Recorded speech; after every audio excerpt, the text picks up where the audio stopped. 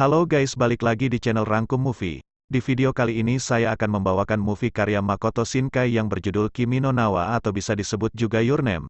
Film diperlihatkan seorang gadis yang baru bangun dari tidurnya. Gadis ini bernama Mitsuha. Mitsuha merasakan hal aneh pada tubuhnya. Tak lama kemudian adiknya yang bernama Yotsuha datang untuk menyuruhnya sarapan pagi dan persiapan untuk berangkat sekolah. Di berita TV menginformasikan bahwa komet akan melintas dalam beberapa hari lagi dan bisa dilihat dengan mata telanjang. Di perjalanan menuju sekolah, Mitsuha disapa oleh temannya yang bernama Sayaka dan Teshi. Lalu temannya mengomentari tampilannya yang terlihat rapi dengan rambut terkuncir, tidak seperti hari sebelumnya yang terlihat acak-acakan dan berantakan. Mitsuha pun menjadi bingung dengan ucapan dari kedua temannya itu. Sampainya di sekolah, Mitsuha menemukan kata-kata yang aneh di bukunya yang menanyakan siapa dirinya, apalagi saat dia merespon namanya saat dipanggil oleh gurunya. Pada jam istirahat tiba, Mitsuha menanyakan kepada Teshi dan Sayaka, sebenarnya apa yang terjadi pada dirinya di hari sebelumnya. Lalu temannya berkata, bahwa Mitsuha di hari sebelumnya terlihat berantakan, dan parahnya lagi dia sampai lupa dengan tempat duduknya dan lokernya. Namun kejadian itu tidak diingat oleh Mitsuha, dan merasa dirinya baik-baik saja.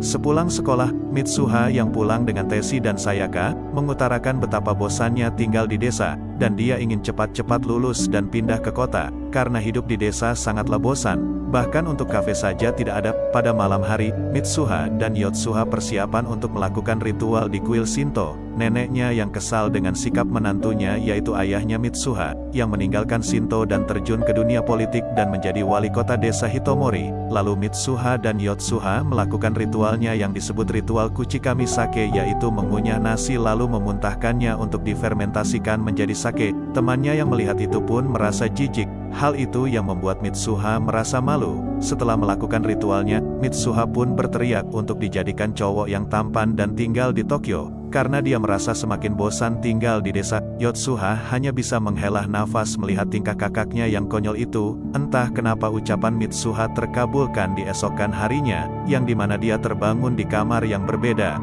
Bahkan dia sendiri tidak tahu berada di mana. Mitsuha pun menyadari bahwa dirinya berada di tubuh seorang anak laki-laki yang bernama Taki Tachibana. Kemudian seseorang memanggil dirinya untuk menyuruhnya sarapan dan persiapan berangkat ke sekolah, yang ternyata dia dipanggil oleh ayahnya Taki Tachibana.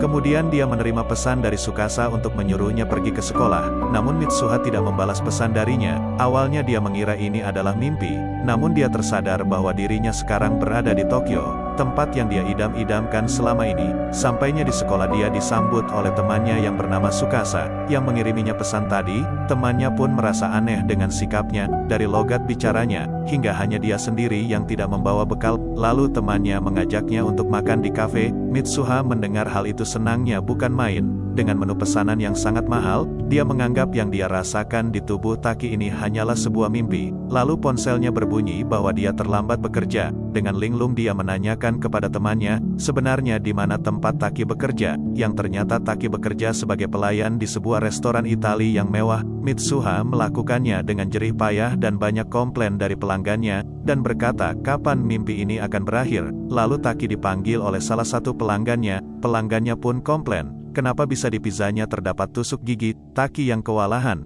dia dibantu oleh senpainya yang bernama Okudera Miki. Lalu Miki menyadari bahwa roknya robek, akibat ulah pelanggannya yang tadi. Lalu Mitsuha yang berada di tubuh Taki ini mengajaknya ke ruangan, dan menyuruhnya membuka roknya, dengan maksud untuk menjahit roknya. Miki pun kaget dengan ucapannya itu. Lalu Mitsuha menjahit dengan tidak biasa, namun menjahit dengan anyaman yang indah. Lalu Okudera Miki memuji dirinya dengan sifat feminimnya itu. Mitsuha pun pulang. Lalu dia membuka ponsel Taki dan menemukan foto Okudera Miki, yang dia kira Taki adalah pacarnya. Mitsuha juga menulis di diarinya kejadian yang dialaminya bersama Miki. Mitsuha juga menuliskan namanya di telapak tangannya Taki. Keesokan harinya mereka berdua pun kembali ke tubuhnya masing-masing. Taki terbangun lalu melihat tulisan di telapak tangannya dan dia juga melihat di diarinya sikap feminimnya Mitsuha. Sifat Taki yang sekarang adalah Taki yang sebenarnya. Saat dia bekerja, rekan kerjanya kesal dengan sikapnya, yang mencuri start untuk berkencan dengan Okudera Miki.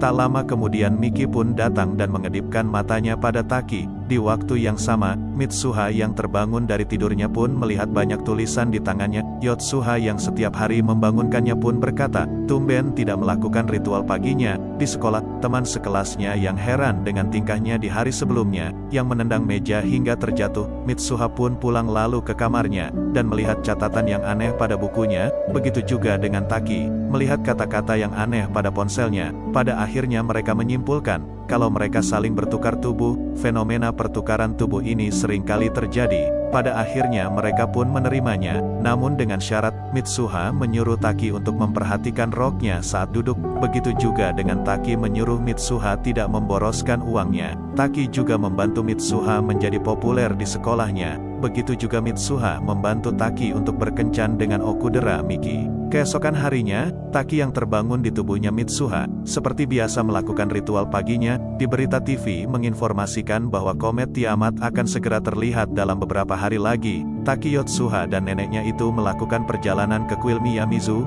Neneknya juga bercerita tentang Musubi, yaitu adalah aliran jalinan waktu. Sampainya di kuil Miyamizu, yang terletak di pertengahan dua aliran air, lalu neneknya menyuruhnya untuk mempersembahkan kuci Kamisake ke dalam tubuh kuil dewa, yang dimana itu adalah setengah dari tubuh Mitsuha. Lalu mereka menikmati pemandangan di atas gunung. Tak lama kemudian neneknya datang dan memanggil nama Mitsuha. Tiba-tiba Taki terbangun di tubuhnya sendiri. Lalu Taki mendapatkan pesan dari Miki, sebuah janji untuk pergi berkencan. Taki yang tidak tahu apa-apa, dia pun pergi dengan terburu-buru.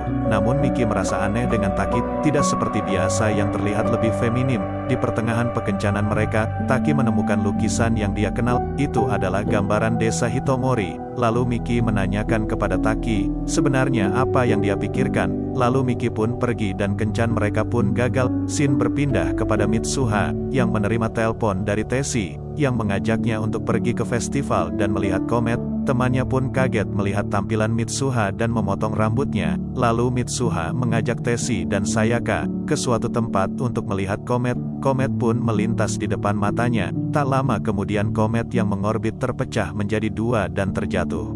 Scene berpindah pada Taki yang berusaha menghubungi Mitsuha, namun tidak ada satupun jawaban dari Mitsuha. Semenjak saat itu Taki dan Mitsuha berhenti bertukar tubuh lagi. Kemudian Taki berencana pergi untuk menemui Mitsuha dengan membawa sketsa miliknya. Di stasiun Taki disambut oleh Tsukasa dan Miki untuk mengikuti Taki yang ingin bertemu dengan Mitsuha. Namun Taki tidak tahu Mitsuha berada di mana. Taki hanya mengandalkan sketsa Hitomori yang dia gambar. Mereka pun istirahat untuk memakan sebuah ramen. Di sana pemilik restoran itu mengetahui sketsa yang dia buat, itu adalah desa Hitomori. Lalu Taki meminta tolong kepada pemilik restoran untuk mengantarkannya pergi ke Hitomori. Saat berada di sana, Taki kaget melihat Hitomori yang sudah hancur. Bahkan tidak ada satupun warga yang tinggal di situ, yang ternyata desa Hitomori sudah hancur semenjak 3 tahun yang lalu, akibat hantaman komet yang terpecah menjadi dua, bahkan menewaskan ratusan orang. Lalu Tsukasa meyakinkan Taki, apa benar ini tempatnya? Lalu Taki membuktikan dengan ponselnya yang ditinggalkan oleh Mitsuha. Namun catatan itu satu persatu menghilang di depan matanya. Mereka pun pergi ke perpustakaan setempat untuk menggali informasi tentang Hitomori. Lalu Taki menemukan nama Teshi, Sayaka dan Mitsuha. Jadi selama ini orang yang bertukar tubuh dengannya adalah orang yang hidup 3 tahun sebelumnya. Bahkan bukan bertukar tubuh saja, tetapi Taki juga berpindah waktu ke 3 tahun yang lalu. Mereka pun menginap di sebuah hotel. Miki bercerita kepada Tsukasa kalau dia menyukai Taki. Akhir-akhir ini Miki merasakan perubahan yang dialami oleh Taki, yang terlihat lebih baik dan perhatian. Kemudian Miki bertemu dengan Taki dan memuji gelang yang dipakainya. Taki berkata ada seseorang yang memberikannya, namun dia tidak mengingatnya. Keesokan harinya Taki pergi sendiri ke kuil Miyamizu untuk mengambil sake yang pernah dia letakkan. Sampainya di sana, Taki menemukan sake milik Mitsuha yang sudah bercampur dengan lumut. Taki pun meminum sake milik Mitsuha dan berdoa ingin ditemukan oleh Mitsuha. Taki pun berdiri. Tiba-tiba dia terjatuh, lalu melihat garis waktu. Taki juga melihat perjalanan Mitsuha dari kecil hingga remaja. Tak hanya itu, Taki juga mengetahui konflik sebenarnya yang terjadi pada keluarga Mitsuha. Taki terbangun di tubuh Mitsuha. Tepat pada acara festival musim gugur diadakan, Yotsuha yang ketakutan melihat kakaknya yang aneh. Sebenarnya dia adalah Taki yang kangen dengannya. Lalu di berita TV menginformasikan bahwa komet Tiamat akan melintas pada malam ini. Neneknya datang lalu berkata, "Kau bukankah Mitsuha?" Mitsuha, neneknya bercerita, waktu dia remaja pernah mengalami kejadian seperti Mitsuha, bukan hanya neneknya namun ibunya Mitsuha juga pernah mengalaminya. Di sekolah, Taki membuat rencana dengan Teshi dan Sayaka, untuk mengevakuasi besar-besaran. Tempat yang akan mereka gunakan untuk evakuasi adalah sekolah mereka, karena tidak terkena dampak hantaman komet. Lalu Taki bertemu dengan wali kota yaitu ayahnya Mitsuha, untuk memberitahunya bahwa komet akan menghantam Hitomori, namun Taki tidak berhasil meyakinkan ayahnya Mitsuha. Di perjalanan, Taki bertemu dengan Yotsuha, lalu menyuruhnya membawa neneknya pergi dari desa. Teshi dan Sayaka datang, lalu meminjam sepedanya untuk bertemu dengan Mitsuha di kuil Miyamizu yang berada di tubuhnya. Scene berpindah pada Mitsuha yang terbangun di tubuh Taki, lalu mendaki gunung dan melihat bahwa Hitomori sudah tidak ada. Sementara itu Taki yang menuju ke kuil, mengingat bahwa Mitsuha pernah mendatanginya ke Tokyo. Mereka berdua pun di gerbong kereta, namun Taki tidak mengenalnya. Mereka pun terpisah akibat gerombolan penumpang kereta, lalu Mitsuha meninggalkan tali kepangnya yang dijadikan gelang oleh Taki selama ini. Sampainya di sana, mereka hanya mendengar suara satu sama lain. Dengan keyakinan yang kuat, mereka merasakan keberadaan masing-masing, sampai akhirnya kata redoki terjadi, atau disebut jam goib. Mereka pun balik ke tubuh masing-masing. Pada akhirnya mereka bertemu dalam kondisi saling kenal, lalu Taki memberitahunya apa yang harus dia lakukan setelah ini. Taki pun menyuruhnya untuk menuliskan nama masing-masing di telapak tangannya. Saat giliran Mitsuha ingin menuliskan namanya di telapak tangan Taki, kata Waredoki pun berakhir. Mitsuha pun menghilang begitu saja, lalu Taki berusaha untuk mengingatnya. Tiba-tiba ingatan Taki pada Mitsuha pun hilang. Scene berpindah pada Mitsuha yang melanjutkan rencana mereka, yang dimana Mitsuha dan Teshi merencanakan untuk meledakkan aliran listrik, yang membuat pemadaman listrik total. Lalu Sayaka menginformasikan informasi palsu tentang kebakaran hutan. Tiba-tiba Mitsuha tidak mengingat nama Taki. Teshi yang gak mau tahu, Mitsuha harus membujuk ayahnya untuk mengevakuasi warga. Teshi pun kaget melihat kometnya yang terbelah dua. Mitsuha yang berlari sempat terjatuh, lalu melihat tulisan di telapak tangannya, yang dituliskan oleh Taki. Namun tulisan itu bukan namanya, namun aku mencintaimu. Pada akhirnya Mitsuha sampai ke tempat ayahnya, dan komet pun terjatuh. Berhasilkah Mitsuha meyakinkan ayahnya? Scene pindah 8 tahun setelahnya. Setelah lulus dari kuliahnya, Taki mencari pekerjaan. Namun di pikirannya ada hal yang mengganjal. Di pemberitaan bencana komet, menginformasikan bencana komet yang menghantam Hitomori. Yang anehnya tidak ada sama sekali korban jiwa, yang berarti Mitsuha berhasil meyakinkan ayahnya. Di sebuah restoran Taki mendengar dua sepasang kekasih, yang merencanakan pernikahan. Dia adalah Teshi dan Sayaka. Lalu Taki berhempasan dengan gadis yang membawa payung, namun mereka tidak saling menyapa. Lalu mereka bertemu lagi, namun di gerbong yang berbeda. Mereka pun saling mencari satu sama lain. Pada akhirnya mereka pun bertemu di tangga kuil Suga, dengan malu-malu saling menanyakan nama masing-masing, dan film pun berakhir. Walaupun endingnya sangat membangunkan, film ini membuat saya sangat puas. Gak tahu kalau kalian. Terima kasih sudah menonton video kali ini. Semoga kalian terhibur. Saya juga mendoakan semoga kalian dan keluarga bahagia dan sehat selalu. Dan sampai ketemu lagi di video selanjutnya.